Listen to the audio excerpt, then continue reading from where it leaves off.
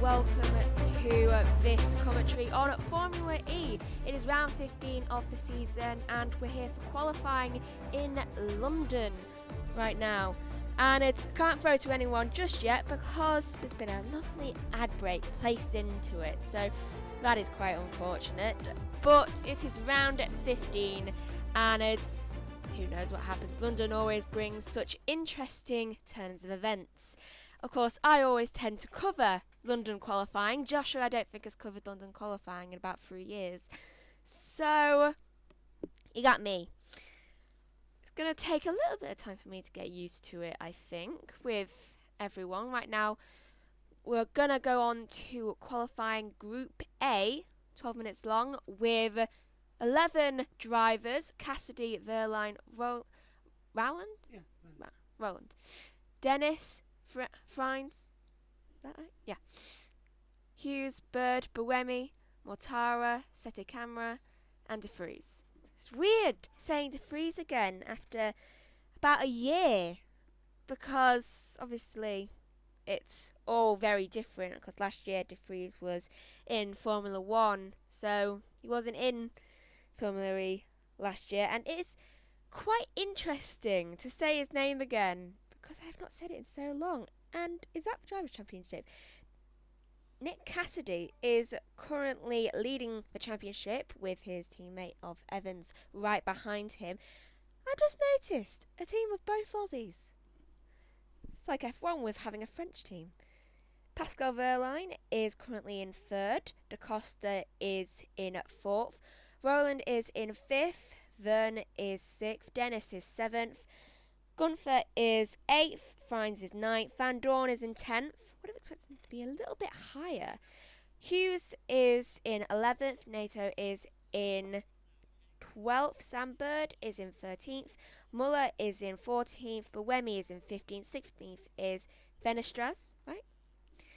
Mortara is 17th, 18th is Tictum, Sette Camera is 19th, Daruvla is in 20th, and Nick De Vries is in 21st. After its F1 season last year, that honestly does not surprise me. Though this is meant to be his good sport, so that does surprise me a little bit. Barnard is in 22nd, Ericsson 23rd, 24th, Degrassi. Vanderlyn is in 25th, King is in 26th, 27th is Aaron, and 28th is Colette. So that is the Driver Championship. Now on to the Teams Championships. Jaguar is in 1st. Oh, and we're going to throw over. So Jaguar's in 1st. Throw over now to the TNT lot for the qualifying Group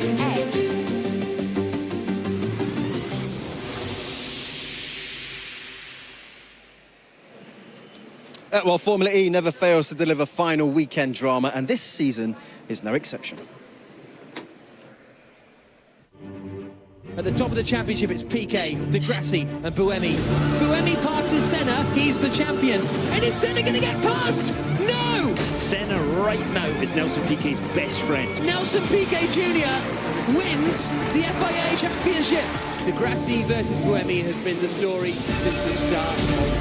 I don't believe it! The two championship contenders out of turn 1! All Buemi needs to do now is set the fastest lap. Sebastian Buemi is the FIA Formula E champion of Season 2. At stake is the first ever World Championship title in electric motor racing. And Evans doesn't move, and he's been hit by Eduardo Mortara. 2 title contenders out instantly. Dennis is in the wall, and Dennis has crashed out. What on earth is going on? But here comes Nick De Vries. He finishes in 8th place, and he wins. World champion, mate. This is going to be hugely exciting. So at the moment, it would not be enough for Jake Dennis to be crowned as the world champion. Golden rule, do not hit your teammate. He pulls up to the side of the circuit. No room, they all concertina into one another. And Jake Dennis comes across the line, and he becomes Formula E world champion of Season 9 here in London. This championship is going right down to the wire. It most certainly is. Right, guys, final thoughts really is what I'm looking for ahead of this incredible and pressurised qualifying session. Andre, I'll start with you. What are you expecting? Yeah, I think all good drivers, championship contenders can make it into the duels, the way the groups are set up and their performances. So, yeah, that's definitely going to make the race interesting. And I also think Cassidy is going to try to have a really good result to maybe be able to relax tomorrow. But the guys who need the good result today are going to take more risks. So it's going to be interesting to see how that dynamic is going to come out into the race. And, yeah, I think it's going to be a very exciting race for us today. There's a huge 3 points on offer here, Katie. I mean, the pressure is growing. Who do you think is going to deliver? Yeah, I mean, that could make the difference here in the championship. I think this is a really pressurised moment. I can kind of feel the adrenaline within the pits already. I think this is what I'd be most nervous for the weekend, is the qualifying sessions here. I don't think we can also count out other drivers, like Oliver Rowlands, for example, this morning. He put in a really quick time. But as Andre was saying, I think all the contenders will be there, and I think that they'll make it through to the duels. And, yeah, I'm excited to watch. Yeah, we can all watch it and be excited, can't we? Well, the drivers will get themselves into the car as we speak. So let's go and join our commentary team, shall we, of Karun Chandok, Alan McNish, and first, Tom Brooks.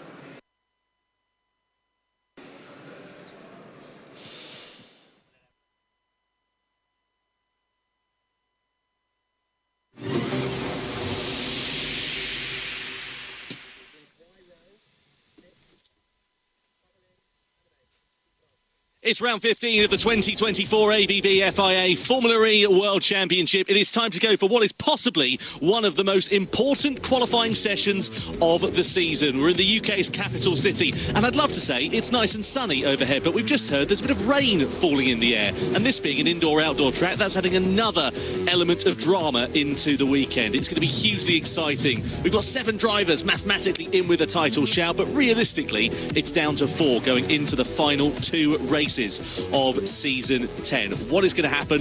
Maybe we'll get an inkling as to how things are going to play out later on this afternoon in the qualifying session coming up in a few moments' time. Very excited for action to kick off. Drivers are getting themselves ready to go out onto track. Karun Chandok, Alan McNish joining me in the commentary box. Karun, we've seen interesting scenarios happening in free practice, namely the fact that Jaguar are looking pretty handy here this weekend. They are. This is a track that really suits their car. Tight corners, short corners, where they're able to rotate and pivot around the front of the car. That is the strength of the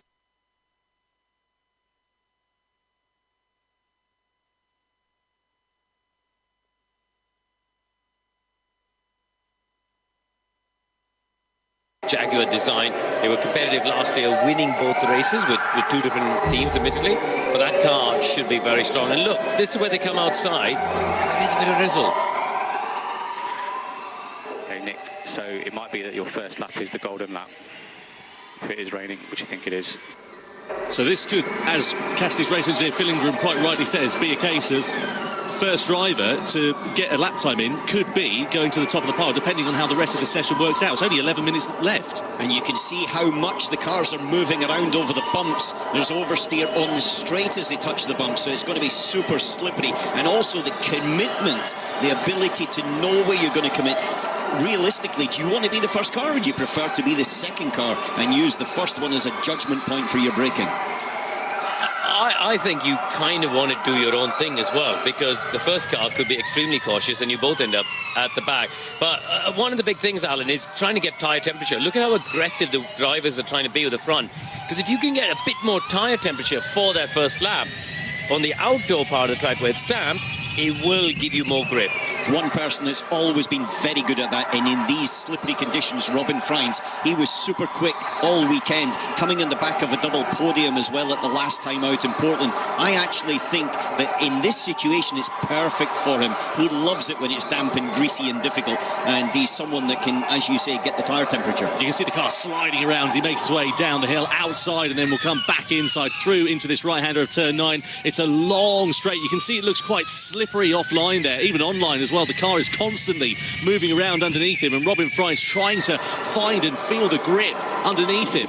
Yeah, but he's down. He's down half a second in the first sector compared to the likes of Cassidy or his teammate Sebastian Buemi. So really early on. So just to give you a reference, 1 minute 10 was the lap in free practice in full dry conditions. So in a few seconds' time as Frines is in the final sector. We'll get some idea of what the conditions are. Cassidy sliding his way into the indoor arena, missed the apex there of turn 16. What happens at 16 is, although it's under the roof and it's dry, your tyres are still wet. You've arrived from the kinks of 14-15, the car sliding around.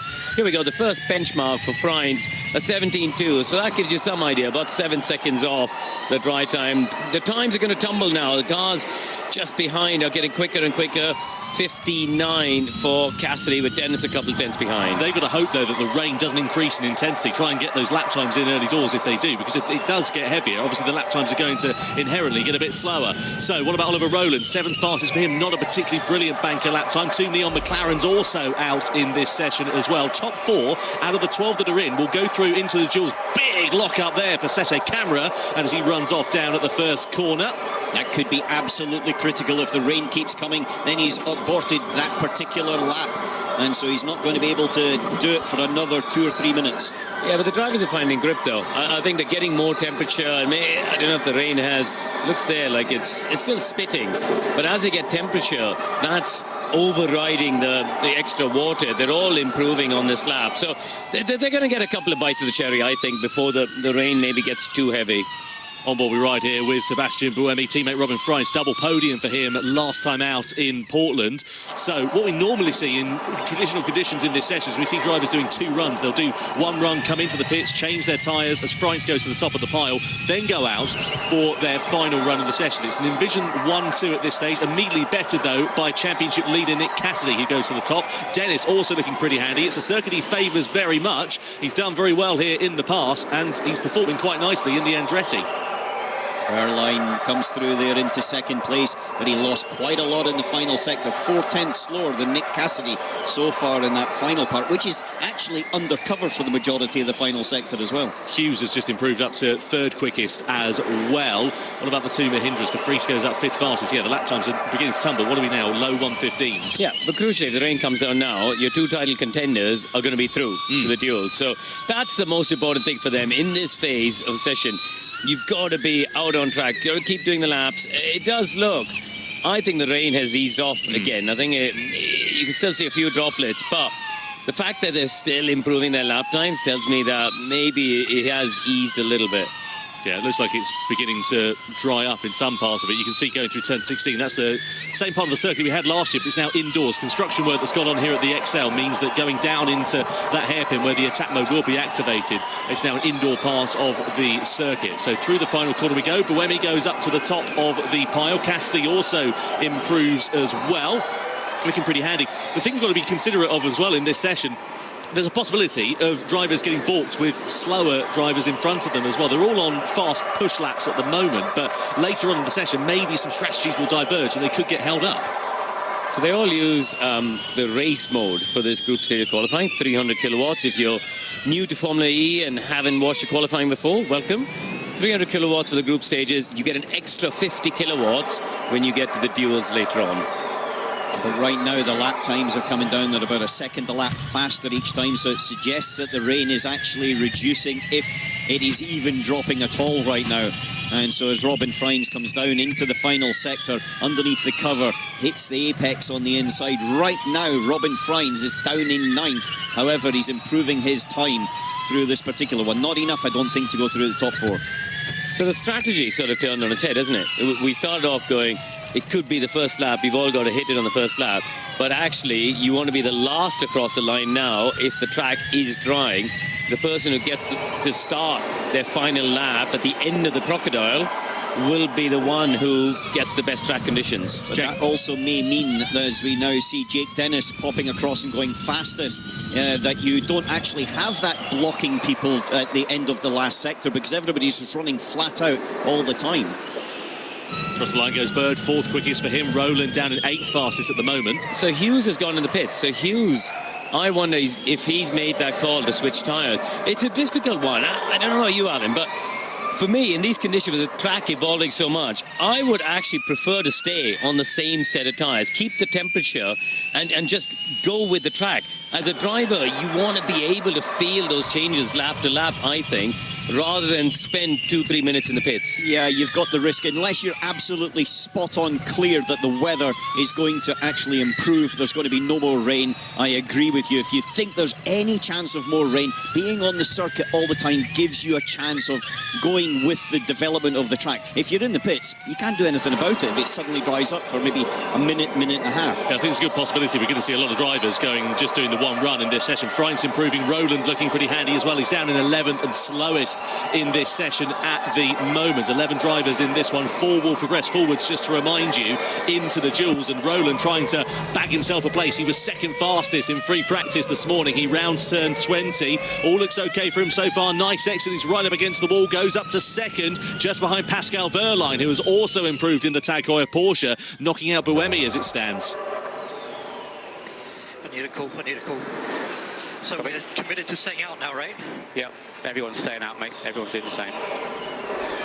Which I think is the right call. I think you want to be out on track. So he's gonna. I think he's just done a cool lap, has Cassidy, as you know, last time round it was 1:31. So he's taken about 18 seconds off just to cool the tyres down, slightly wide of the apex of 9. But this is where once you cool the tyres, get them under control, you go again. So last time, Wehrlein in 11.9, it's only a second away now from the free practice time. So the circuit is ramping up. It certainly is, but this lap time at the moment from Cassidy's not ramping up. It's Sebastian Buemi who's about 0.4 of a second quicker in that first sector. Yeah, Buemi looking pretty handy. Teammate Freins currently through at the moment. Cassidy personal best in that second sector. Don't think it's going to be anything to write home about or trouble the top 4 as it stands for now. Over the ramp we go. This is into turn 19 as Buemi goes to the top of the pile with just under 3 minutes remaining in this session. Jaguars, as we said, have looked pretty handy so far this weekend, and Cassidy comes out of the final corner, improves up to 5th fastest. At the moment, it's not enough for him to get forwards into the duels. Needs to go again. Dennis goes up to 2nd quickest, puts Freins on the bubble and knocks out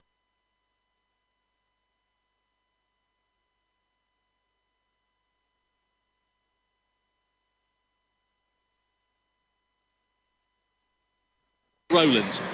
Cassidy's going to get 3 more laps here, basically. So it's hugely critical. I thought he was wide into there. We were riding on board with him. Yeah. He clattered the curb, didn't he, going through 11? He's pushed it into there, and it wasn't a very clean lap. It suggests that maybe the rear tyre is quite warm as Mortara now pops it up. But Jake Hughes is still in the pits. Remember, with 2 minutes to go, Hughes, if he does come back out, he's basically only going to get 1 lap at it. I wonder if there might be a technical problem there for Hughes, just given the fact that he's a bit of an outlier. I wonder whether there may be an issue for him in that neon McLaren. We'll wait and see if we can find out what's happening for him.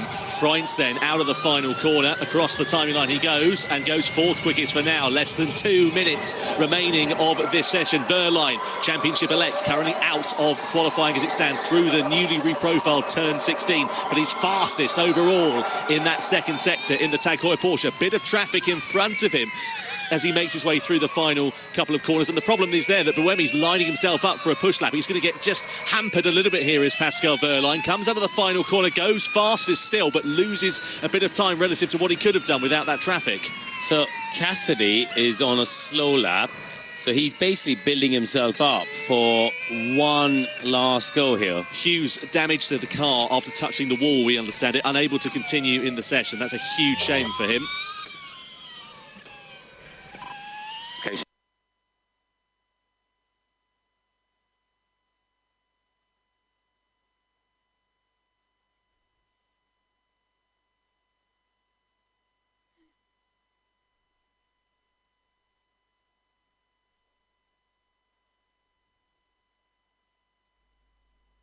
Right, just me a second. We have lost the signal currently from the box. It's currently being retried, trying to reconnect it. Very, very scruffy last sector from Nick Cassidy. Didn't hit any of the apexes, just pushed it a little bit wide as the checkered flag is now out. Cassidy's out at the moment. He's dropped to 5th as Sam Bird pops himself up into 3rd. What about Roland? He goes up the order, or trying to, through the final corner. He goes to Vries, is into 4th place as well. Handy lap time for him in the Mahindra. What about Roland? Top of the pile. 1:11.1, nearly 0.2 of a second. Fantastic. Set a camera, goes 8th quickest as he comes across the timing line. And Cassidy's lap at the moment's not looking good. He's down in 7th. Robin Frines is going super quick in the middle of the sector. Through the final corner then comes Robin Frines. In vision to look pretty handy. Buemi at the moment is currently through right up against the wall for Frines. He goes 2nd fastest then. Knocks out Sam Bird from the dual stages. Cassidy, pressure is on him, but the sector times are just not being delivered for him. He's coming through the final couple of corners. And is Cassidy, the championship leader, going to be out? Buemi goes to the top of the pile. Cassidy to the line. He's out of qualifying in the group stages. Verline to the top in the 1:10s. Dennis also out of qualifying then as well, or is he? He comes to the line, takes the checkered flag, goes up to 5th fastest. It's bad to worse for Nick Cassidy, 9th quickest at the end of Group A qualifying for the championship leader. It is a disaster for Nick Cassidy and a disaster for Jaguar in what is a critical weekend. Pascal Verline, Sebastian Buemi, Oliver Rowland and Robin Frines are the 4 drivers that will make it through into the duels. It's going to be fun. In the middle, yeah. Well then, now...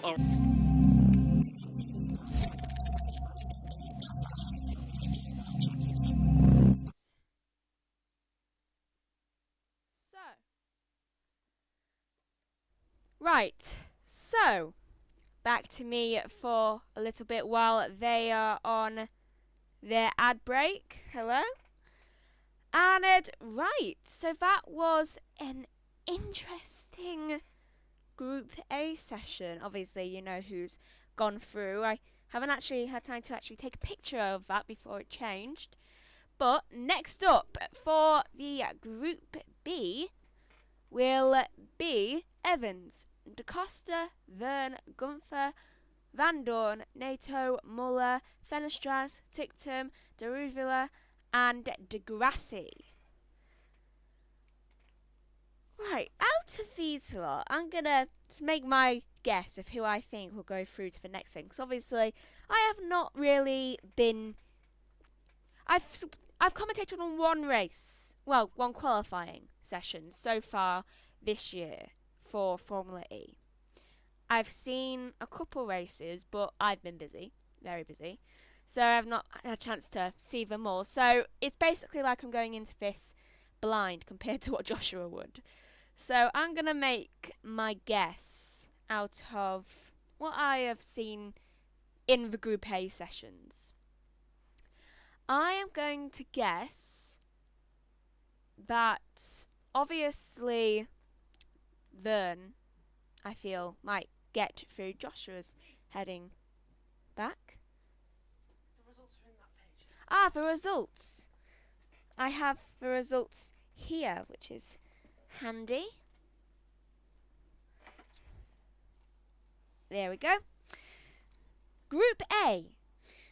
Verne, Buemi, Rowland and Frines are all going through in Group A. Those who didn't make it was Dennis, Bird, De Vries, Mortara, Cassidy, Sete Camera and Hughes. Big news for Cassidy, he's championship leader.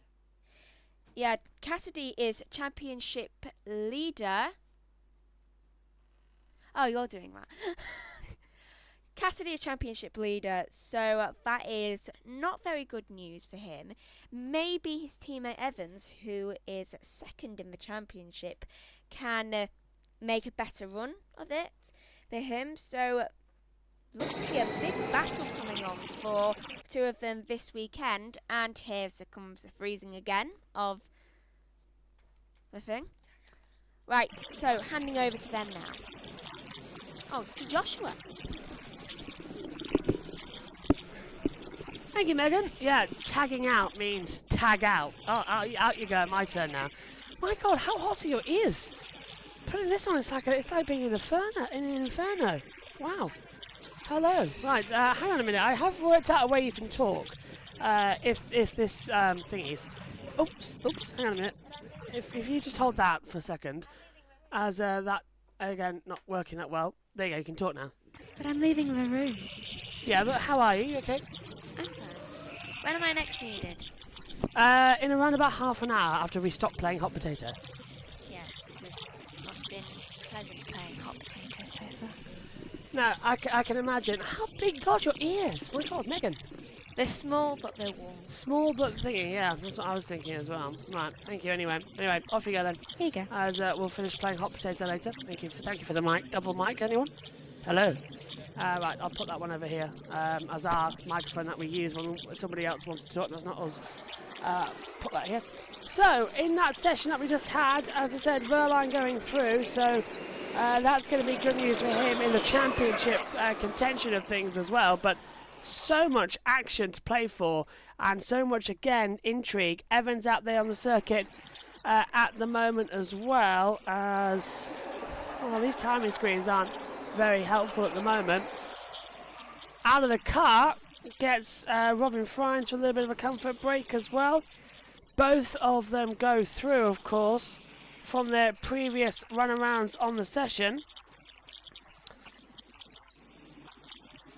So that's going to be great news for both of them. On board with Mitch Evans then in the Jaguar, second in the championship now. Now he needs to get through here with Cassidy having a bad round, of course, in Portland, and now a bad qualifying. He starts at best. Does Cassidy 19th on the grid. It's either 19th or 20th where he was. So he's got a lot of work to do in race one later on. This is going to be big news for him to see how much he can progress forward, how much he can get through. Evans, though, fastest in sector 1 and in sector 2. Comes up towards the line now. Just riding it through out of the last corner. Mitch Evans jumps across and goes fastest to 111.159 on that board. So still a lot of data, still a lot of time to be found in, as well as I lose my TV pictures up here in the commentary box as well, which is always great news. Oh, there we go. Here's DaCosta. Third fast at the moment, so it's Evans, Muller, DaCosta, Nato. They're the four going through as things stand.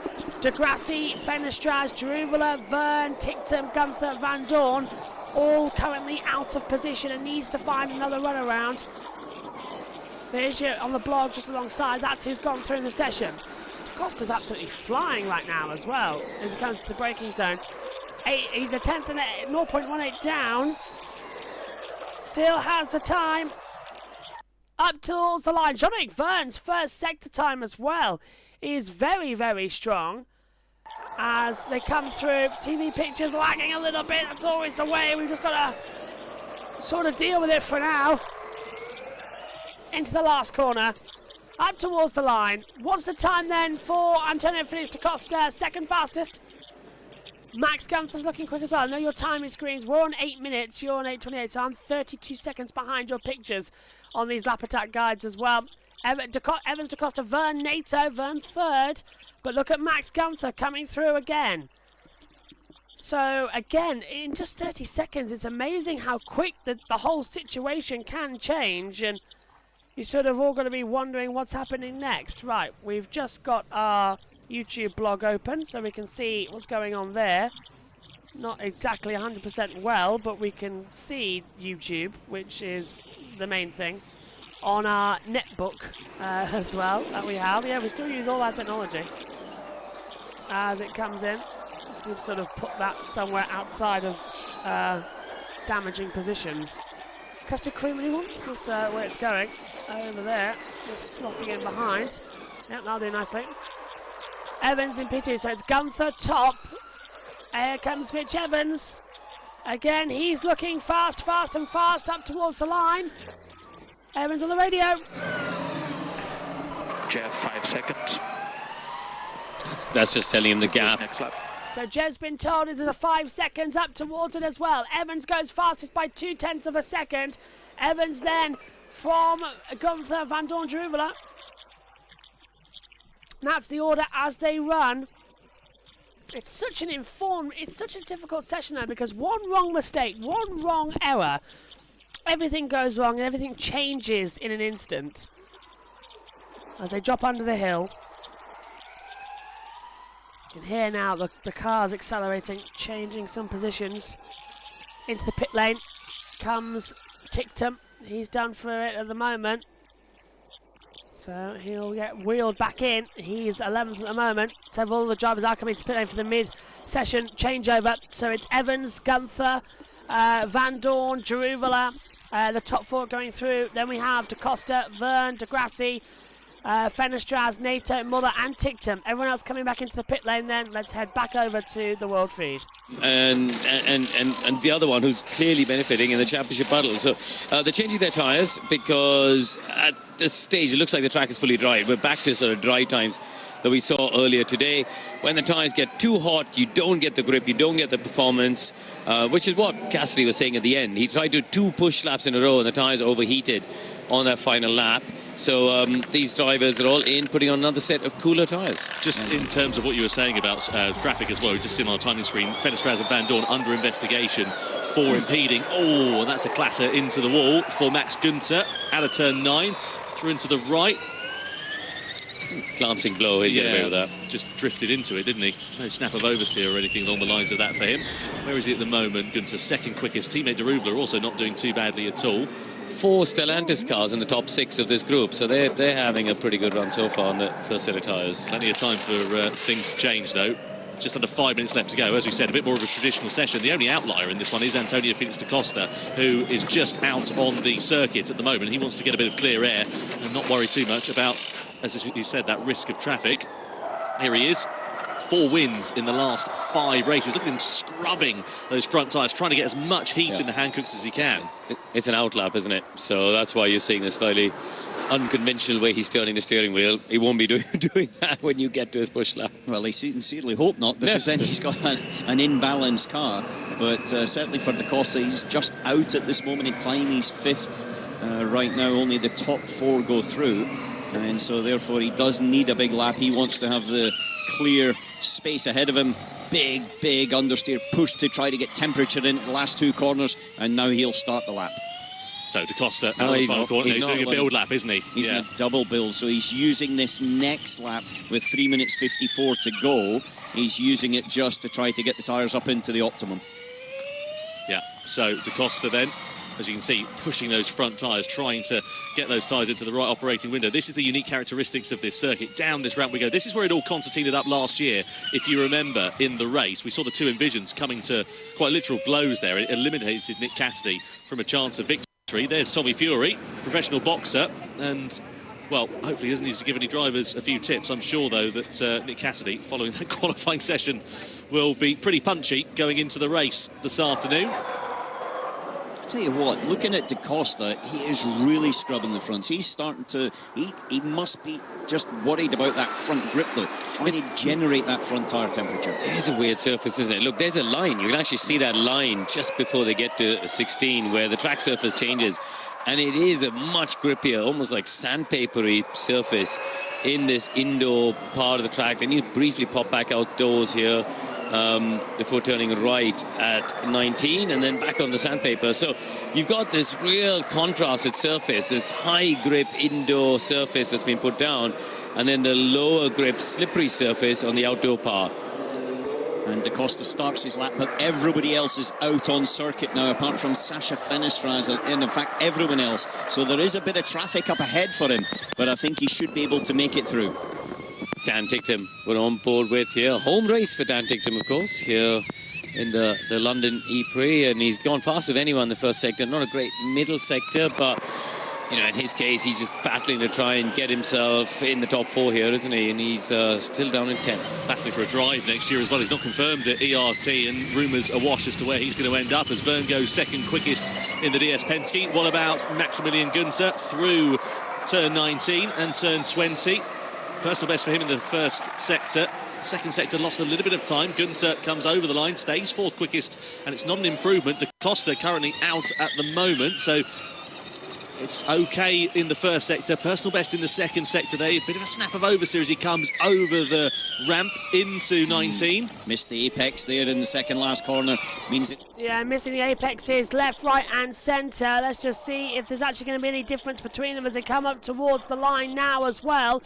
So it still hasn't put da Costa inside it as well. Da Costa has been so good. Don't forget, we usually say qualifying isn't as important as in recent races.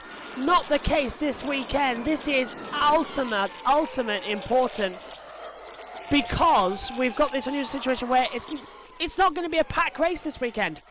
It's going to be a race where you need to push. Evans. So they're all trying to find a bit of space. Nothing on the radio from him there at the moment.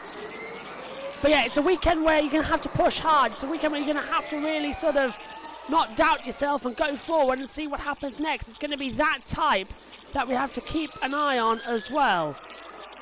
Really is going to be fun. What's happened to our timing screen? There we go. Final few laps of the session. That's the important draft. Checker flag coming out soon. So it will be their final lap times.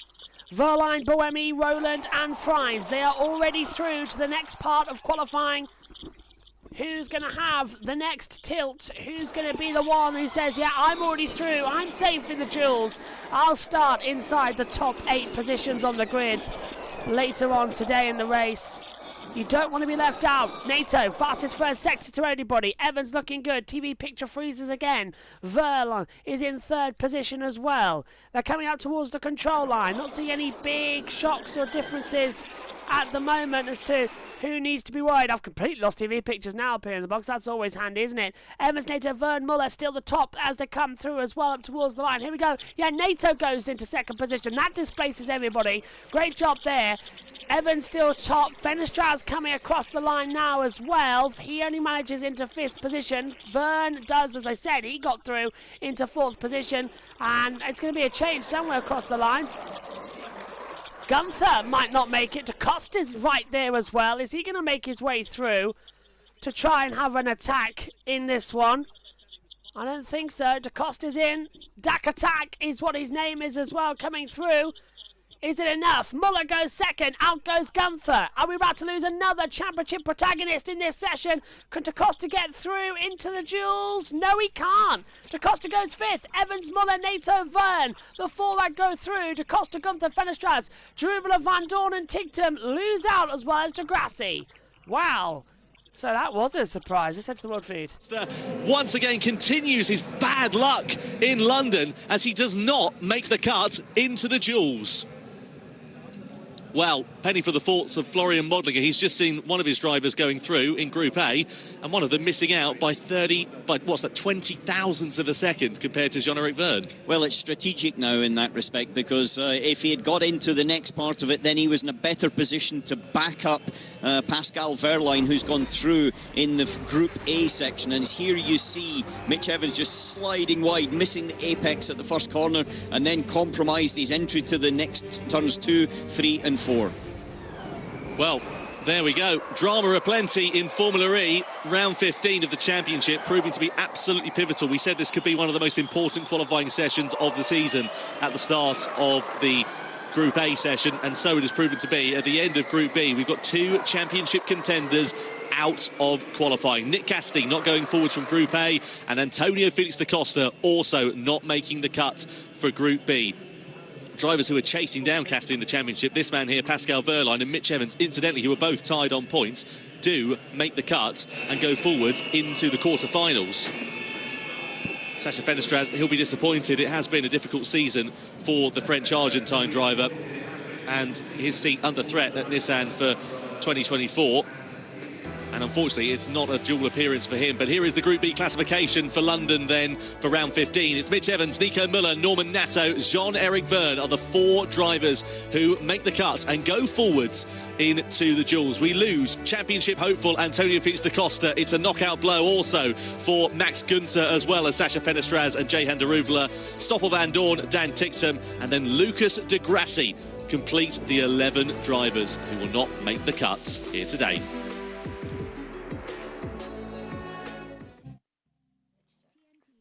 So what an interesting session that was then. Evans going through. Muller just going as well with NATO and Verne. The drivers losing out there. Da Costa, championship protagonist, of course, after winning 4 of the last 6 races. Gunther, Fenestraz, Jeruvela, Van Dorn, Tichtum and Degrassi all being kicked out. Megan's alongside me at the moment as well. It's muted on the thing. That's why I'm using this handheld. Megan's just reminding me about. Megan, interesting. You saw more of the first session than the second. Good stuff for Verline. He goes through. Boemi as well. Jules should be fun, and we've got that to talk to soon. Yep, they should be quite interesting, and let's just hope that none of them decide to crash into a wall. They'll be separated by about 20 seconds out there on the circuit, so that should be okay. Roland and Buemi, I've just been told they're the first two that will be heading out there in the next segment of qualifying. And I think that's going to be a nice session to sort of go through, but certainly there's a lot more interest going through. Do you reckon that Cassidy, by the way, now he was 9th in that session, he's going to start at least, at best, 19th on the grid, maybe 20th. That's a long way to make back, especially in London. We saw last year how much carnage you can have with the red flag bus stop. It seems that whenever I'm in the box, Cassidy never has a good day, given last time he did awful when I was in the box. So, yeah, it's not looking to be a good day for him. Or tomorrow.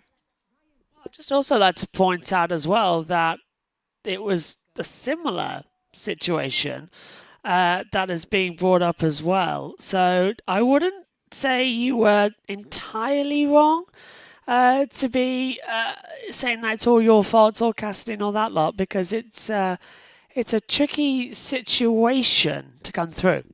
It really is. And I just not his good luck charm. He's my version of Brendan Hartley, but in Formula A. Just trying to get the driver tracker back from being upside down as they change it between the two sessions as well. So you sort of have to adjust with it and go with it. But it's not great. So Megan, could you hold this for a second and just talk us through the 8 drivers that are through? I am. Yeah, I'm glad you're holding that up because I've got my hands full. Now you've taken my... Don't put it on the floor. Just hold it. Jeez. I'm very particular about my drinks. Right, so it was a good day for Evans since in Group B he finished in at first, then second was Muller, Nato was third, and third, didn't I say everyone, Vern would get through. So Vern was in fourth. I said Vern would get through. Then those who didn't make it in Group B were Da Costa, Gunther, Van Estraz, De Ruvula, Van Dorn, Tictum, and De Grassi. So that shall be a interesting set of duels. And are we throwing over to TNT? Yeah, we're throwing over now. Yeah, definitely. One of his strengths is for sure qualifying. He can put that lap on, and he really likes to be under pressure. Actually, so he loves the game, and yeah, his strength is definitely qualifying. And on a track like this, where you have to nail it, everything, he puts it together. And yeah, drama for Nick Cassidy. You know, I think this session was tricky. They stayed on the same set of tires. It looked like at some point he had the lap in, but then in the last sector made these mistakes, and then yeah, quickly the dynamic changes. So I think yeah, for the race it was going to be quite interesting. That's what happens when you're chasing championships, though. KT pressure rises, and the mistakes happen. He didn't look like a happy man, did he, when he came back to the pit? Yeah, I think we could hear he was upset with the strategy of his push laps. Obviously, with a bit of rain at the start of Group A, I don't think anyone was predicting that either. So it threw a spanner in the works and unruffled the feathers, I think, in terms of how they work within the team. He didn't look very happy. Obviously, he's gutted. He was on pole here last year and won a race here. So, look, it's not all over, as we saw with Da Costa last year coming from P18 to P2, but it is a massive blow for him at the minute. It's not where he would have wanted to start this morning. No, definitely not. But let's dissect that lap a little bit more, shall we, with Karun on the E-pad. Yeah, thank you, JJ. Well, Nick Cassidy, he had lots of good sectors. He just didn't manage to put them all together on the same lap. So I'm going to go through a few different corners here. Watch it at turn 9. This was earlier, wide of the apex there. So just missing that compromises his run all the way up the next straight. So this was on an earlier lap. And then we came up to the chicane again, just a bit deep. Into the first par, hit the curb a little bit more than he would have liked in the second par. And then the last sector you're talking about there, we're just going to go switch into his onboard. This is the final sector, so this is his fastest lap. Got into 16. He had a car in front, and I don't know if that was a little bit of a distraction, but I'll just slow it down here. Watch the next corner there. Just if we go back a bit, just watch his hands on the steering wheel as he comes through. It's just...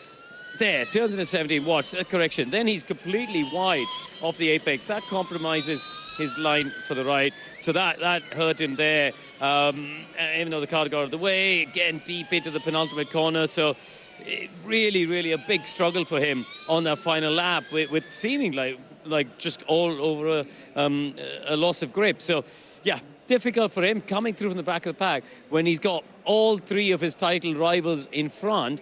That's going to ramp the pressure up. We'll see. He's a smart racer, so we'll see what he can do. Well, joining me now is team principal James Barclay. James, qualifying session, two drivers, two very different stories there. But Mitch Evans, he's put himself in a brilliant position going up against Jean-Eric Vergne, though. Not an easy one to beat when it comes to qualifying. No, you know, that was a very special lap from him in that group stage. So, yes, I mean, Jeb's going to be a tough adversary, but anyone who gets through to these, the final, quarter-final kind of groups and forwards is incredibly quick at this point. So, just got to take it one step at a time. And obviously we saw the frustrations when Nick Cassidy came into the garage. Can you give us a bit of an insight on what those conversations are? Yeah, it's always, you know, the right strategy of when to cool. With that rain coming, everyone stayed out, and you're obviously pushing the tyre temperature really, really high. And Nick was just going P1, P1, P1. And on that penultimate lap, he looks like on track to do a 11.0, which would have been fastest again. But just the tyre temps towards the end of that lap were just a bit high, and he was struggling to kind of really execute a clean finish to the lap, and you saw it on the onboard. So yeah, not ideal. We'll go away and look at that, but he was flying and very, very close to having a great lap, but didn't quite work out. Well, James, I know this is a big weekend for you, and we'll be keeping our fingers crossed for Jaguar and the team. JJ, back to you. Thank you very much, Nikki. James Barclay there, a man who's got a lot on his plate, so to speak, this weekend, Katie. But you know, the other driver, Mitch Evans, went out there, got the job done. Yeah, he had a really good solid lap. I think he set that lap quite early, actually, into the qualifying session as well. So he was on it from the start, and it paid off. Yeah, it will be interesting to see what happens in the dual nows. Obviously, one Porsche and one Jag in. Well, it's all for us to look forward to. The quarterfinals just ahead of us right now. So let's send you back to our commentary team with Tom.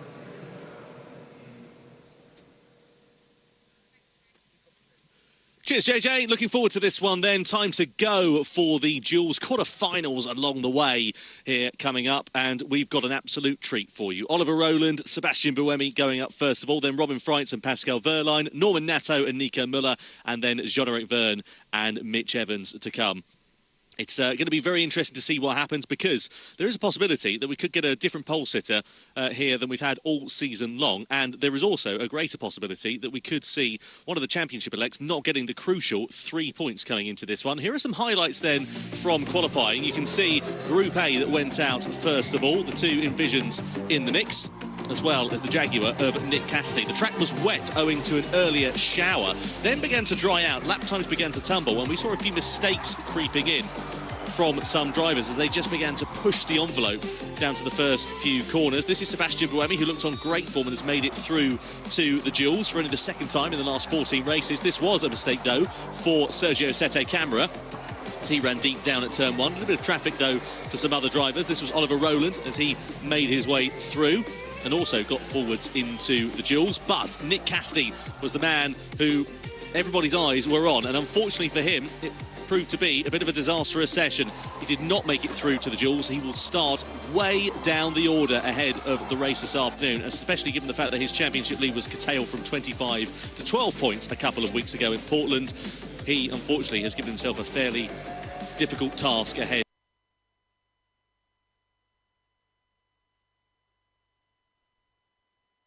of the race. Group B then went out a few moments later, and we wondered what Cassidy's teammate Mitch Evans would be able to do. Unfortunately for Cassidy, Evans was on emphatic form despite this mistake down at the first corner on his final flying lap. He was able to progress forwards quickest of the lot at the end of that session. But also another championship contender suffered a big blow. Antonio Felix da Costa not making it forwards, as we saw Max Günther just clipping the wall on the outside of turn 9.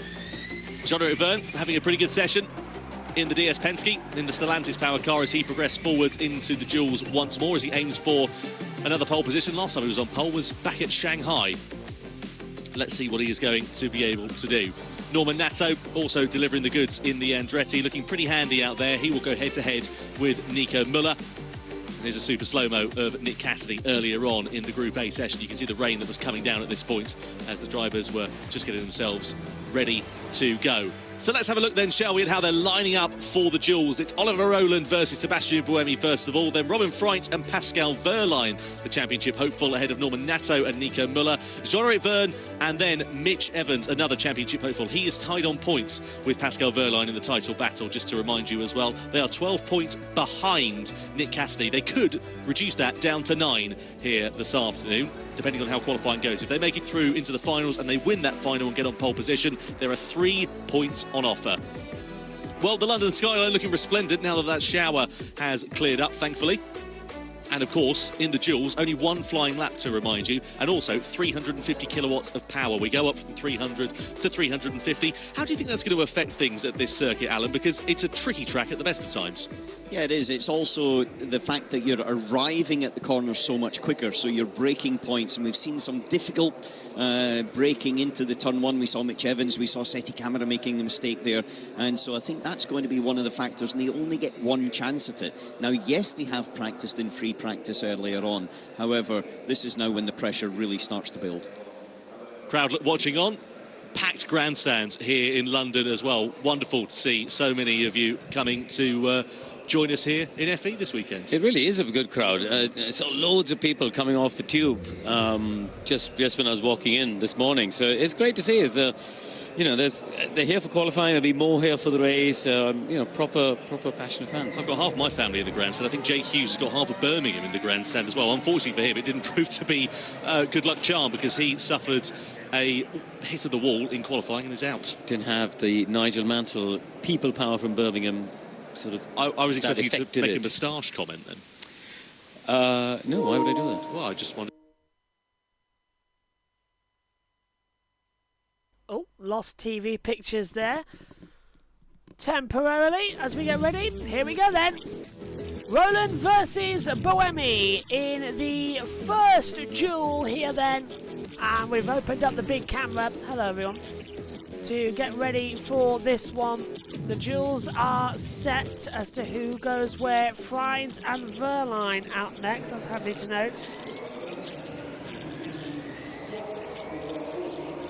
I can write it down then for Megan to see who goes forward. So, reminder,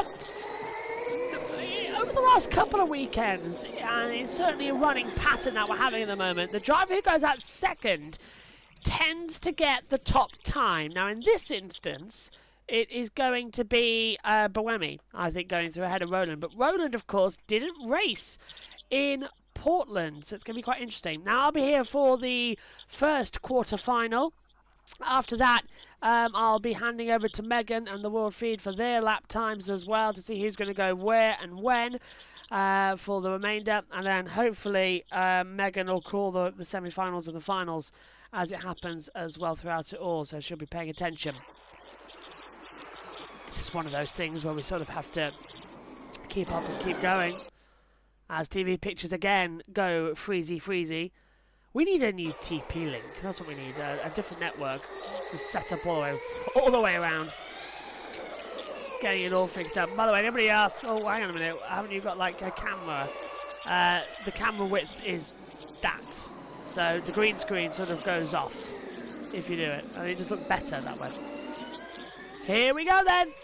Lap times are a go in this one. And considering that he's only at turn 10-11, I don't like how that's a long way behind at the moment. So come on, Discovery Plus. Help us out here as they come up. So they're on the lap time now. Rowland looks good in that first sector as well. They're all going to be adjusting their own delta times. You can see it more than I can. Rowland's first sector is a 25.148. Buemi's is a 24.003. So I told you, the driver who's out second has the better of the track conditions and always seems to be going through. So semi-final 1 looks like it's going to be Sebastian Buemi to progress through. It's going to be nice to see who goes into it. Rowland's giving it his all though. Sector 2 for, Buemi. Yeah, don't even need to see it, do we? Kind of always knew that was going to happen on the board. So Buemi makes his way through across the line. TV pictures freeze like crazy. Doesn't matter.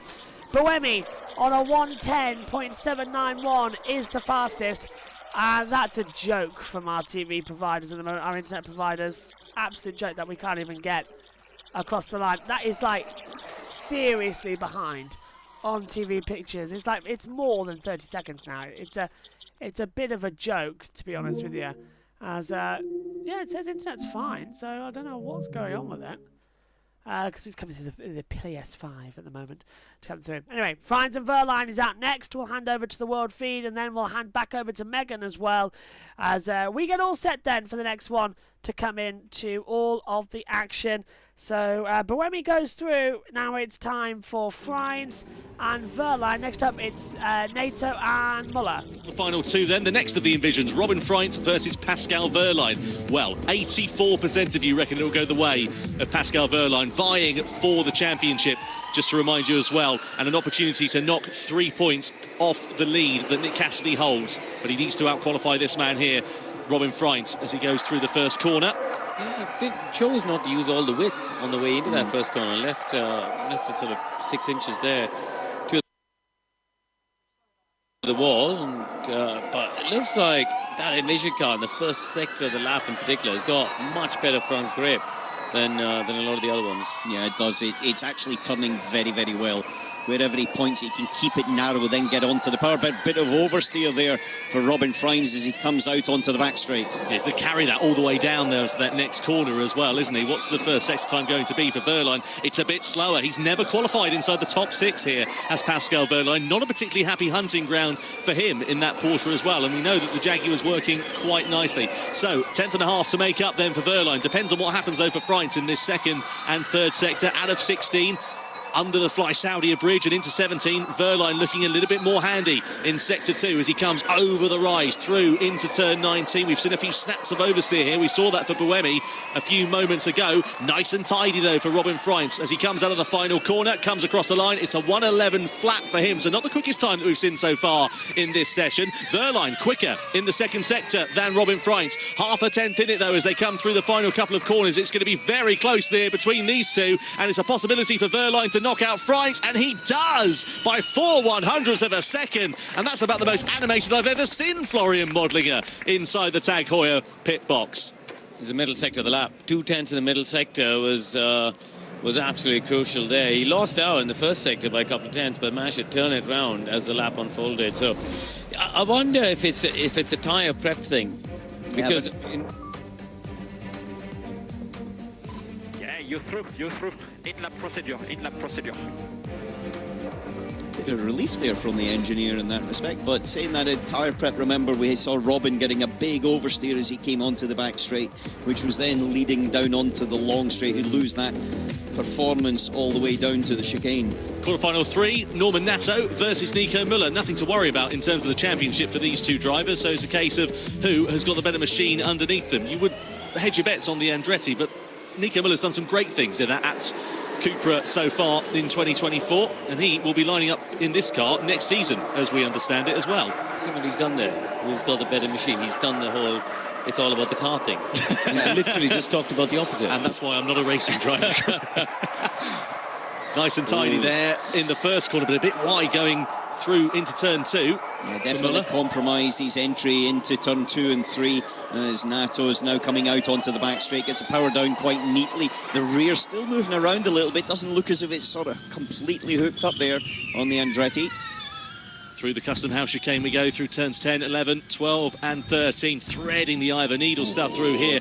Very close between those two in the first sector. Advantage Norman Nato, it stands at the moment, but Müller harrying that Abt Cupra through this section. He's doing very, very good job on this lap here, is Nico Müller. Not convinced that car, in terms of the rear stability, is as good as the Andretti. He's had a bit of rear movement on the way into 16. That's hurt him. He's now a tenth and a half down. See Nato there fighting the wheels. He came through 19. What's it going to be for him as he cocomes over the line? A 1:10.889. Not bad at all. Not the quickest lap time, but not the worst as he comes through. Nico Müller has got a bit of a job to make up after dropping time in that second sector. Out of the final corner comes Müller, and Nato has done it. He will go forwards into the semi-finals. Round of applause from Roger Griffiths and from the Andretti team.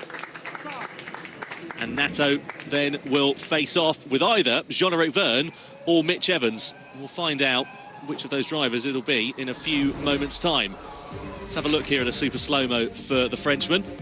Clattering over that curve. We've seen a few drivers doing that, and it pushes them to turn 11 and gives them a tighter line and can cost you a lot more time than you might be set to gain by being a bit too aggressive on the entry to that corner. Over then to the final of the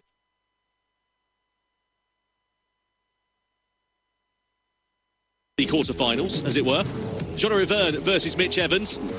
Going head-to-head, DS Penske versus Jaguar. 83% of you put the weight with Mitch Evans, but Jean-Eric Vergne, he can be pretty handy round here. And he's reached a dual final in both London races in 2023. He won the race 1 final and lost the race 2 final. What's it like through the first corner? Not too bad at all in that DS Penske. They've been pretty handy so far, the Stellantis powered cars this weekend. Not as quick as the Jaguars, certainly, but not too bad at all. And I wonder whether Mitch Evans is going to be able to deliver that lap time. Well, it's a big, few, 3 or 4 qualifying laps coming up here, because there's 3 points up for grabs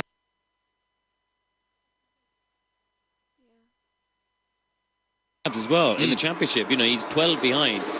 We know Cassidy's not going to get those 3 points, and this is an opportunity for Vergne and Evans to take another 3 points into that lead.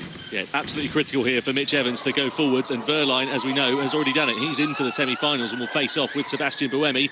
Evans, though, faster in that first sector. Second sector for Jean-Eric Vergne, catching a little bit of time, but what's it going to be like for Mitch Evans? It looks okay, the car looking pretty compliant. Bit of a wiggle coming out of turns 12 and 13, but all fine. What's it like over this bumpy section as we head through the final couple of corners here for Jean-Eric Vergne? Evans again faster in that second sector, 3.5 tenths the advantage sits now as Vergne comes to the line, a 1:10.652, so a handy lap time there for Jean-Eric Vergne in the DS Penske, but Evans has pulled out half a second. This is an absolute worldie from Mitch Evans as he comes out of turn 20 across the timeline. This is going to absolutely obliterate Jean-Eric Vergne. A 1:10.283. That's one of the quickest times that we have seen this weekend.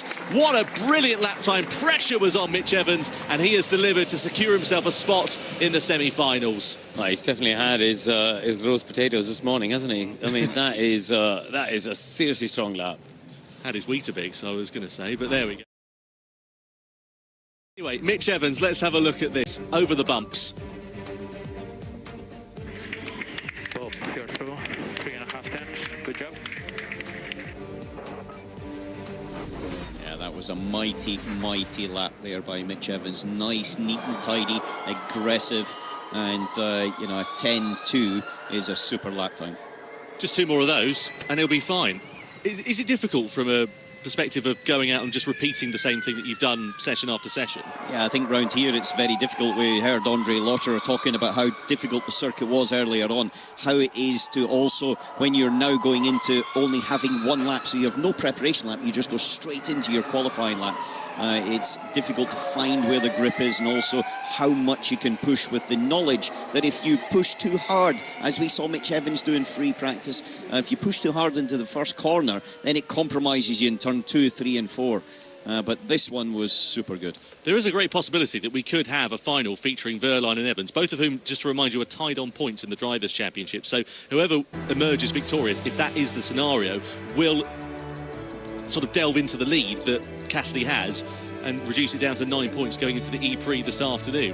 We'll wait and see what happens. Here's how we got to the semi-finals on that lineup, though. We had Roland versus Buemi, Freins versus Vergne, Nato versus Muller, Vergne versus Evans. And the semi-finals will see Vergne and Buemi, so Porsche versus Jaguar. And then another Porsche versus Jaguar scenario, the Andretti with the factory TCS racing car as well.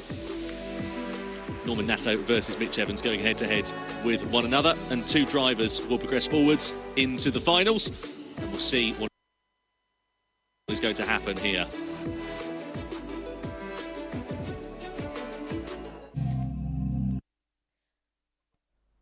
Right, so I just put you back on to... I'll put you on this screen, actually. Shall I? I'll put you on the dual screen, actually, so you can see me, since we are in the middle of the duels. Right, so who will be in the first of the semi-final duels, we'll obviously have Buemi versus Verline. And then in the semi-final 2, we will have Nato versus Evans. Now, Evans is second in the championship right now. And compared to his teammate, Cassidy, he is looking to be very strong this weekend. So it is quite a possibility that that championship could come quite close. Or even maybe surpass. I'm not entirely sure of numbers, though it is certainly a dig. And a dig forward for Evans. Oh, dig down. It's certainly good for Evans and bad for Cassidy. So that's only if Evans can really get into the final, because then maybe he can get pole, and then he has his teammate all the way back in 19th, wasn't it? Around about that area. So, because obviously those who are out in Group A, which was Cassidy's, was Dennis, Bird, De Vries, Mortara, Cassidy, Sete Camera and Hughes, whereas in Group B, we had Da Costa, Gunter, Fenestras, De Ruvela, Van Dorn, Ticktum and De Grassi all out. And now obviously in the quarterfinals, out was Roland, Freins, Muller. Why is...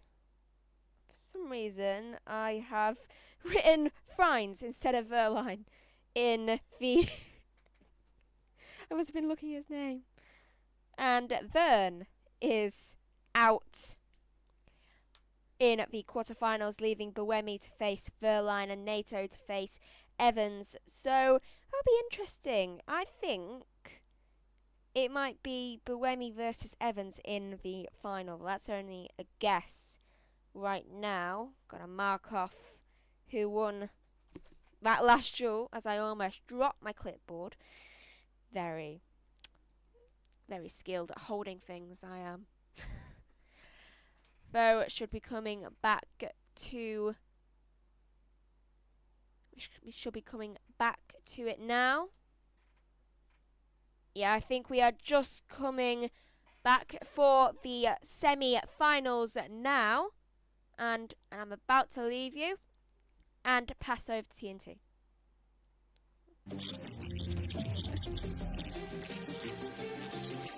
Sebastian Buemi heading out onto the track. One driver who will not be taking part in the semi-finals is Oliver Rowland. He was in the quarters and got knocked out by Buemi. Nicky's down talking to him and getting the latest.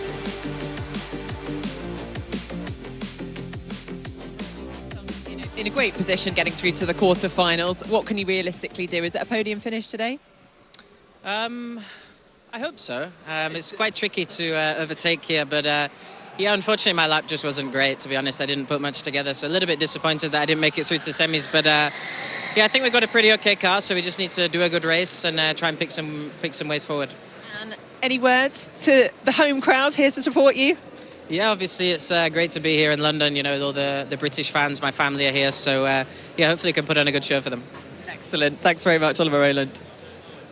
Well, nice and optimistic there for the blue-eyed boy from Barnsley. He'll be hoping to, as he said, ascend up the order later on in the E-Prix this afternoon. Now, what about Sebastian Buemi? He hasn't been this high up the grid in terms of making it through into the duels of these stages since Mexico City when he lost the final back in January, believe it or not. He's never started, though, on the front row at the Excel. Took 2 poles when we raced at Battersea Park in the first couple of seasons of Formula E. And this man here, Pascal Verline, as we said, never started inside the top 6. Sits third in the championship, joint on points, though, with Mitch Evans. He needs this result, though, doesn't he, Alan? This is absolutely critical. Well, I think the critical part is he needs to actually qualify right at the front to give him a chance in the race itself. If he can take the 3 points for pole position, then definitely it cuts down Nick Cassidy's lead, as you said, to 9 points. But in reality, I think it's about the grid position that is really going to be key. He has been the best qualifier so far in consistency through the course of the year. But when we get to this pressure point, right at the end of the season, sometimes, you know, little mistakes happen, they creep in. Sebastian Buemi's got nothing to lose. Pascal Verline's got quite a lot to lose.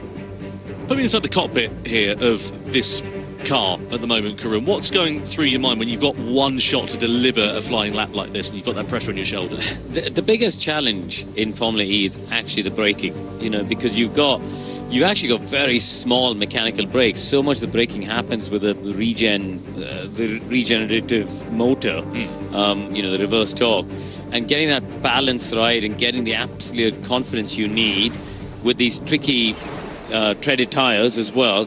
That is the key. So, you know, you're trying to sort of judge and guesstimate and get your cues from the front axle when you first get on the brakes for that first corner, just what you've got underneath you in terms of grip. And that'll give you some idea of what you can do for the rest of the lap. The problem here on this circuit is you've got so many different surfaces around it. So it's, yeah. But for me, you know, so much of it, of what happens in the corner starts with when you first touch the brake pedal. Well, here's a reminder of how we got to the semi-finals then. Buemi knocks out Rowland, Wehrlein knocks out Freins, Natto knocks out Müller, Evans knocks out Verne. The upshot is the semi-finals will see Pascal Wehrlein in the Porsche and Sebastian Buemi in the Envision, as well as Norman Natto in the Andretti and Mitch Evans in the Jaguar, going head-to-head. You know what? Next year, I need to come a day early and get on this helicopter ride. Look at the views that the helicopter camera guys have had flying across London. It was a beautiful day. Did you make it? Sorry? Did you make it up there? Yeah, obviously. Of course you were. I did the whole thing. That was your own helicopter, though, wasn't this one? So, semi-final one then. Pascal Wehrlein, Sebastian Buemi, Porsche versus Jaguar powertrain going head-to-head. Which of those is going to emerge on top? As we mentioned, a chance for Wehrlein to close up that 12-point deficit and leapfrog himself also ahead of Mitch Evans in the championship standings if he gets it onto pole position here this afternoon. But he's first got to out-qualify the man who hasn't been this high up in the duels since Mexico City earlier on this year and has never started on the front row here. Buemi exits out of the pit lane, 350 kilowatts of power going through those rear tyres for the penultimate time in Formula E actually as well, because Gen 3 Evo, we move over to four-wheel drive at the start of season 11. We were talking to Jordan King about that in Free Practice 2 earlier on this morning. Could be exciting to see what a new era of Formula E looks like when we begin the season in Sao Paulo, but that's a fair old way off in the distance. So, Sylvain Philippe watches on. I wonder what's going through his mind at the moment as he watches Sebastian Buemi. No championship worries to think about here for Sylvain Philippe, but a chance to get his driver up to the sharp end and onto the front row of the grid. Florian Modlinger also watching on. So now building up heat into the tyres and the brakes here for Pascal Wehrlein as he comes around the final couple of corners out of turn 20 and across the timeline to begin his one and only flying lap in this session. Talk us through it, Karun. So important to get the braking right, as I said before, for the first corner. Get the nose into that apex, which he does. It's a great driver's eye view here. Bring the car back to the left here for the 3, and then long right. Wait in the front, wait at the front. Eventually it grips, and you drop downhill over a bump. And now down to this little bus stop chicane, going left, right, and then a little left kink. But the most important one there is getting the exit out of turn 9. We've cut to Buemi, but getting that exit out of 9 sets you up for the run down the straight to the 10-11 chicane, which is where we pick up Wehrlein. So he's slightly ahead, but there's nothing in it. 27,000, Tom. Yeah, 24.991 for Wehrlein the first sector. Not the fastest that we've seen so far. Buemi actually quicker by a 1/10.5 going in that first sector. So Buemi, if he can hold that advantage for the rest of this lap, he'll be absolutely quids in. Through the final sector we go, over the ramp here for Pascal Wehrlein. Pressure on the Porsche driver's shoulders as he runs it through turn 20. It's okay, a little bit wide on the entry. The left-hander awaits, and then the timing line as we see Wehrlein across the line, a 1:10.827. Not bad at all for him, but is it going to be enough to thwart this man's charge? Because Buemi has been on an absolute corker so far in the semi-finals. He's picked it up to 0.3 of a second. He is going to knock out Pascal Wehrlein if it stands as it is through the final corner. Out of it now, across the timing line comes Sebastian Buemi, and he's done it. Nearly half a second over Pascal Wehrlein, and the Envision driver is through to the finals for the first time since Mexico City in January, and he knocks out Pascal Wehrlein and denies him a chance of those 3 points for pole. But it wasn't even close. I mean, 4 tenths is a massive gap there.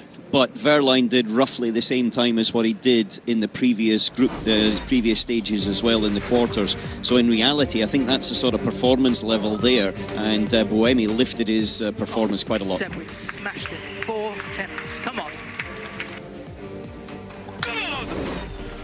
So, here's a hypothetical. Actually, you know what? I'll wait. Let's see how this plays out. Then I'll ask it. Semi-final then, Norman Nato versus Mitch Evans. I know exactly where you're going with that. You're going to ask if they're going to be doing Jaguar team orders into the final if Evans makes it through. You've ruined it now. Sorry about that. You've ruined it. Different teams, I think it's very difficult to ask them to do that particular part of it, especially when Envision are also fighting to try to elevate themselves up in the team's championship. However, Norman Nato's already started his lap, and Mitch Evans has now started his in the bottom right hand. Well, Nato could be the outlier. Bit of a wiggle, though, going through the right-hander there. Might compromise him a little bit. Evans, though, put in a worldie of a lap, as we saw in the quarterfinals. Easily the quickest time that we've seen so far this weekend, into the low 1-minute 10s. He just needs to try and repeat that same thing. Sounds easy on paper. In practice, I'm sure it's not going to be quite that easy for him. Evans, though, fastest in that first sector by 1/10 of a second over Norman Nato. Over the bumps, car looking pretty good for Nato as we head down into that braking zone. Wiggle, though, as he heads into turn 16, and late on the entry into that corner causes him to miss the apex and drop a little bit of time. It's super tight, though. Nato's really hustling that Andretti around. Only 5 thousandths between them. I'm watching Evans in the bottom right corner. He gets the nose nicely into the apex. This is going to be unbelievably close. Evans about 3 corners behind. Nato does an 11-0. Evans has picked up some time, though, in the final sector, Tom. Yeah, through the final couple of corners we go then for Mitch Evans through 19, through turn 20. It's now or never for Evans, as you said, picked up 0.5 of a second or so, now to 1/10.5, and he knocks out Norman Nato. So Mitch Evans, to the delight of Jaguar, will go through into the finals then, and he will face off with Sebastian Buemi. So the 2 Jaguar-powered machines going into the fight for pole position, and this man here will be very, very disappointed with that, because it means that his championship lead could be eroded from 12 down to 9 points. Yeah, Nick Cassidy there ruining what might have been, but the reality was Mitch Evans was the one that delivered the lap 6/10 slower than he had done in the quarterfinals, though. So it wasn't a quick lap in terms of what the potential is, but it was quick enough to make it through to the final. Yeah, that's confused me a bit. To go 6/10 slower and 4/10 slower than Buemi's time. So, you know, if the circuit's gone away, that's one thing, but then Buemi did the lap. So there's something a bit odd in that run from Evans. Well, what it says to me is that it's going to be a pretty barnstorming final. But now, if you're Jaguar, you've got to be lobbying, haven't you? You've got to be... I've been in that position with Sylvain Philippe. I know that it's going to be slightly deaf ears on that, and you want to, but ultimately it's going to be down to the drivers.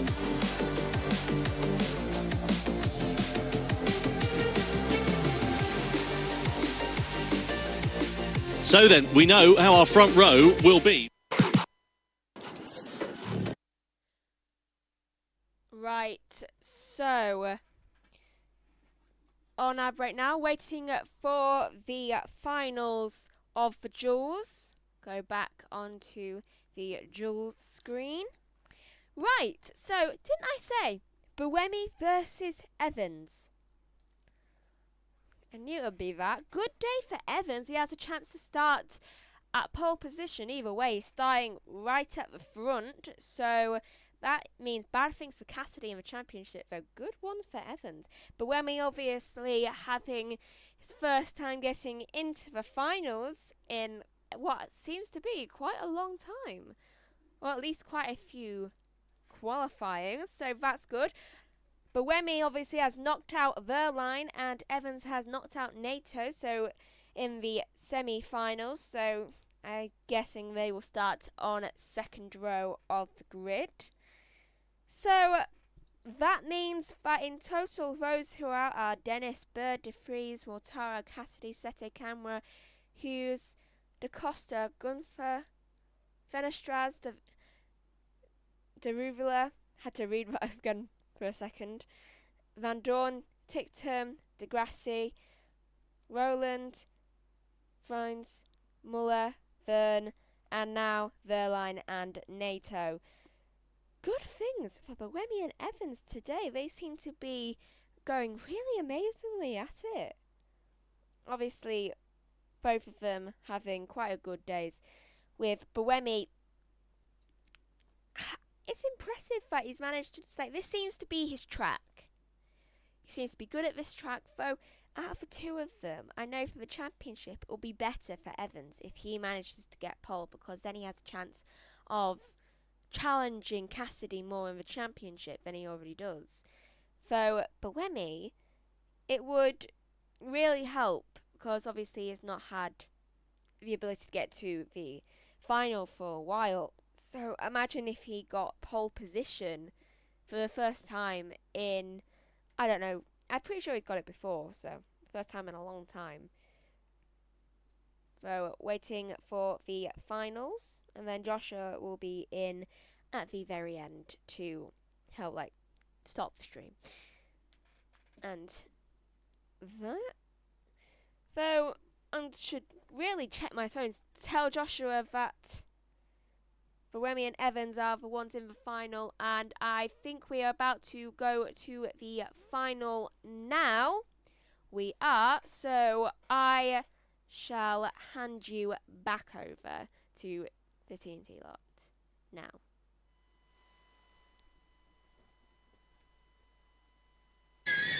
Right up against the wall there for Buemi on the exit of that corner. Yeah, but he gained a little bit on exit there, and that sent him nicely down into the final sector of the lap, but it is very, very close right now. Yeah, Buemi's lap was quicker in the semis, but we know Evans has done a quicker lap earlier, so whether it was a case of Evans just being a little bit cautious, because I didn't see any obvious mistakes.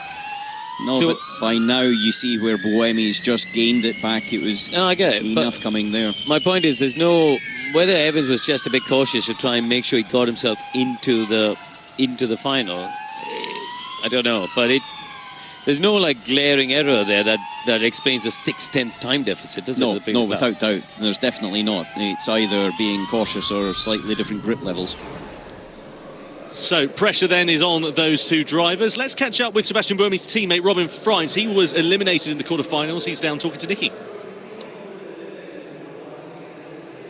Well, Robin Freins, you obviously did a phenomenal job in Portland last time out with those 2 podium finishes. Are you going to finish this season on a high? That's the plan since Portland, really. Double podium Portland. Of course, the aim is going to be the same here in London. Unfortunately, qualifying didn't went as planned. Not really happy with my lap I did in the first quarter final. But I think we start P8 now at the end. It's not the end of the world, but yeah, here it's difficult to overtake, so let's see. P8 from what's a realistic finish? The aim is to be on podium again. Excellent. There we go. Thanks very much. We'll see you on the podium. Robin Freins. Well, can Robin Freins make it 3 podiums in as many races? We'll wait and find out. Will this man, though, be getting himself ready for pole position? Qualified on pole position here last year, if you remember, but had to take a 5-place grid penalty. So he'll be hoping that he's able to right those wrongs and, of course, as we mentioned earlier on, get those crucial 3 points for pole position. So what's going on inside the cockpit, Alan? Obviously, you've been on the other side of the fence in Formula E from a team manager's perspective. What are they going to be discussing with one another at the moment? Very little now. Now it's a case of the driver focusing and concentrating, the engineer making sure that the car is prepared completely right for the timing to go out to start the final qualifying lap. But in reality, everything is done and dusted by now. So, car then gets switched on as Buemi, the 2016 champion, gets ready to head out onto the track to try and equal a bit of history as well, to knock himself up the order for 17 pole positions, to tie with Jean-Eric Vergne. We'll see whether he's able to do that or whether it will go the way of Mitch Evans in the factory Jaguar. I think on pure performance, you've got to say that Evans is probably the one with the more potential of lap time. However, the way that Buemi's been running today, I would certainly not discount him, that's for sure. And there is, as you were talking about or alluding to earlier on before I interrupted you, Karun, a possibility that there may be a bit of gamesmanship at play here between the two Jaguar-powered teams. Yeah, I personally, if I was Jaguar, you know, you would have had this conversation before. and said, if we end up in this scenario, we need the points to secure our first team championship. You're not in the fight, customer team Envision.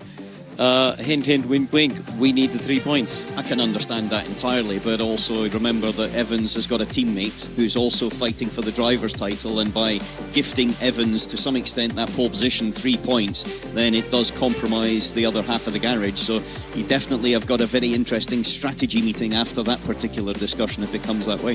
Yeah, looking forward to see what the debriefs are going to be. Let's get ready then for one of the most important finals of the season here in London. Mitch Evans versus Sebastian Buemi, Jaguar versus Envision. 75% of you have got the momentum with the Kiwi then, the man who is hoping to claim his first ever Formula E World Championship and also help out Jaguar with the team's title here this weekend as well. Those 3 points not only helping Evans but also helping Jaguar's challenge in that particular championship as well. Come on then, who's your money on? Oh, I've got to go for Evans just based off of the form. I had him down before we started the qualifying session though, so I'm going to agree, which means Alan has to disagree and go the other way. Well, okay, now that it's been put on my shoulders, I will go with Sebastian Buemi, 17th pole position.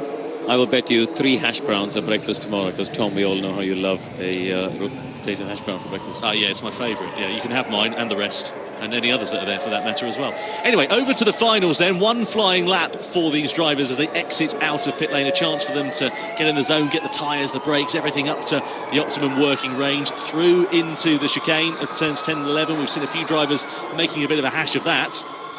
And as they come out of the chicane and make their way over the bumps, all good so far for Mitch Evans. He's got a nice clear track in front of him. No need to worry about anything from behind. Get himself in the zone and try and repeat that lap he had in the quarter final.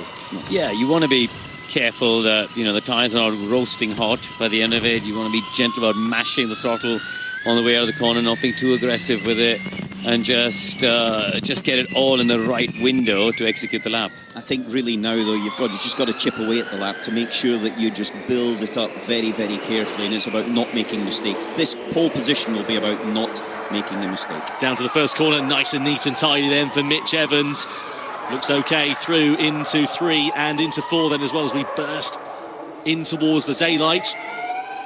The car looks good there though, just the way that it comes over the crest of the hill, the way that it goes through the chicane, really nice. But the interesting thing in this final is they both got the same car. They both got a car which rotates well, and that, as I've been saying all through the weekend, is the strength of the Jaguar package. So Buemi's lap is just unfolding there. We'll get through the first 4 corners. Evans at 24.8 is a pretty good first sector. Yeah, not bad at all there for Evans. Right up against the wall out of turn 9, then through the chicane.